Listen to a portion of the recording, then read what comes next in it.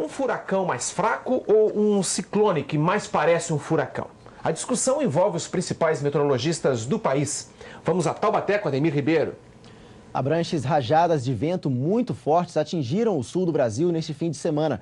Provocaram 2 mortes e deixaram centenas de famílias desabrigadas. O repórter Marcelo Espanha está em Cachoeira Paulista. Marcelo, os pesquisadores do CPTEC se surpreenderam com a força do ciclone?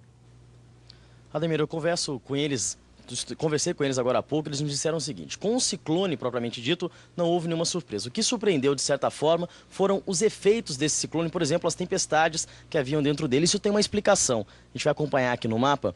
O INPE pega informações de uma estação que fica aqui em Porto Alegre e outra que fica aqui em Florianópolis. Mas o efeito aconteceu exatamente onde a gente vê esse desenho colorido aqui, onde aconteceu a formação desse ciclone. E nesse período aqui é que houve as rajadas de vento que surpreenderam, de certa forma, o INPE também, justamente porque eles não tinham como prever. Eles preveram sim que poderia haver rajadas, mas pela falta de uma estação lá, não poderiam prever a força dessas rajadas.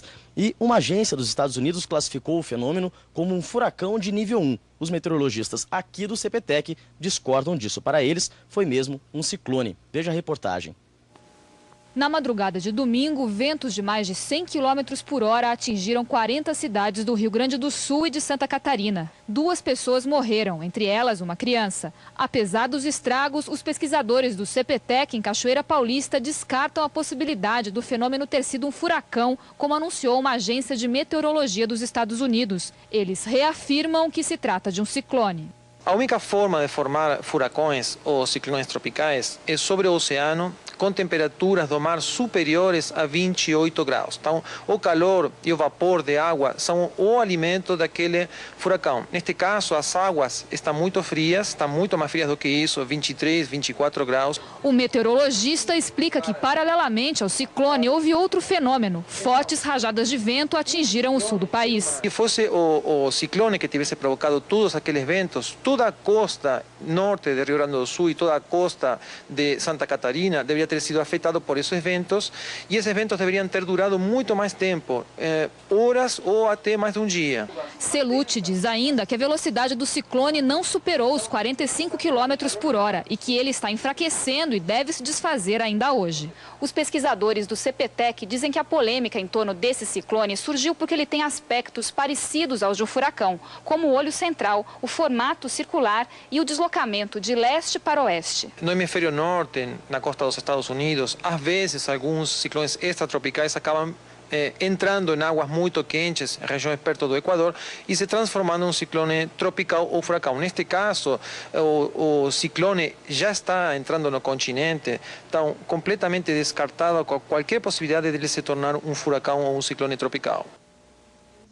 Pois é, vou conversar agora aqui com a Maria Assunção Dias, ela é coordenadora do CPTEC. A grande preocupação da população agora é saber se esse ciclone ele vai se dissipar ou se ele vem para cá.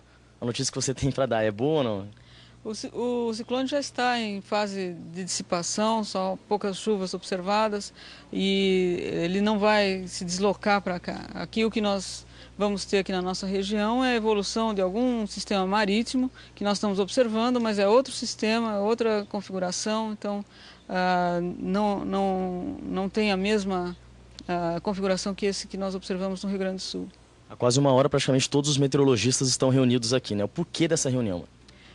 Nós estamos fazendo uma análise mais detalhada para justamente informar a população o que aconteceu, qual foi a sequência de eventos, o tipo de previsões que foram feitas, como nós fomos trabalhando no sentido de ter uma descrição um diagnóstico basicamente do que estava acontecendo. Agora, mesmo com essa falta de informação que nós falamos aqui, o alerta ele foi dado e foi o suficiente realmente para evitar tudo o que aconteceu? Os alertas foram dados desde sexta-feira, foi feito um contato direto com a Defesa Civil. A Defesa Civil avisou os estados envolvidos, então houve toda uma movimentação dos centros de meteorologia no sentido de acompanhar e de alertar. É claro que o trabalho final foi feito pela Defesa Civil do Estado de Santa Catarina, como compete no caso Santa Catarina como Rio Grande do Sul. Você falou de um outro efeito que está se formando aqui na região. Os telespectadores lá do litoral norte, por exemplo, podem ficar tranquilos também. Esse fenômeno não vai ter grandes efeitos como lá no sul do país.